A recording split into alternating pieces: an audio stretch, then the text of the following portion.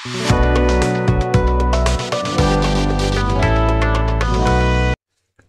Guys, welcome back to my YouTube channel. So हमारे previous module that is module 7.1 में हमने discuss किया था about static keyword, and in this module will be continuing that discussion further with our code.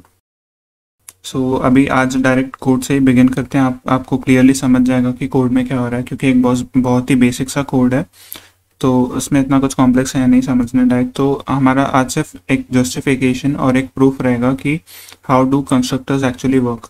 ठीक है,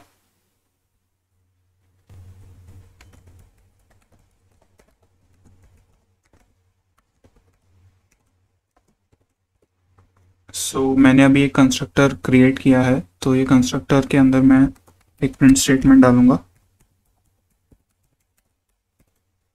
ठीक है,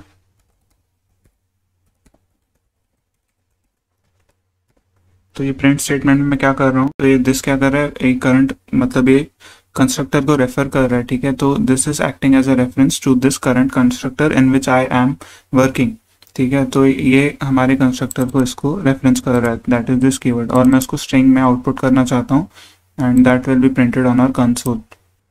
ठीक है, तो अब हमको क्या करना है कि एक सिर्फ ऑब्जेक्ट क्रिएट करना है टू कॉल दिस कंस्ट्रक्टर। ठीक है,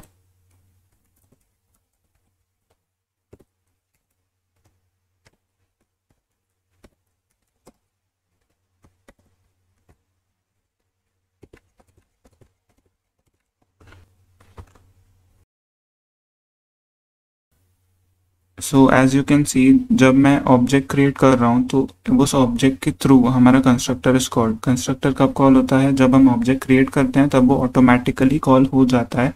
we do not need to call it with the help of an object. एक ऑब्जेक्ट के थ्रू हम उसको कॉल नहीं करते। यूजुअली हम मेथड को कैसे कॉल करते हैं, एक ऑब्जेक्ट क्रिएट करते हैं, फिर ऑब्जेक्ट के थ्रू हम उस मेथड को कॉल करते हैं, बट कंस्ट्रक्टर ऑटोमेटिकली कॉल हो जाता है जब हम ऑब्जेक्ट क्रिएट करते हैं। आई होप आपको समझ रहा है। ठीक है, सो यहाँ पे मैंने एक सिर्फ ऑब्जेक्ट क्रिएट किया है और ऑब्जेक्ट क्रिएट होने के टाइम मेरा कंस्ट्रक्टर कॉल हो रहा है।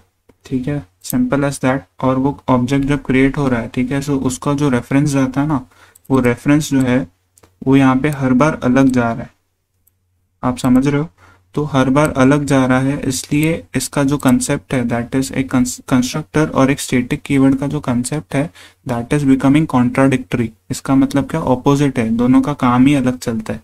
तो कंस्ट्रक्टर के साथ स्टैटिक कीवर्ड यूज करना ही डजंट मेक सेंस। ठीक है, तो वो चीज पे हम जब थोड़ा और एम्फोसिस डालते हैं तो it basically does not make any sense to use two things that are completely opposite by nature. ठीक है, so that was the basic, very basic understanding to this concept. और अभी the next very thing that you can do now is एक static method को call करके देखो इसी तरह से, और देखो उसका आउटपुट क्या आता है।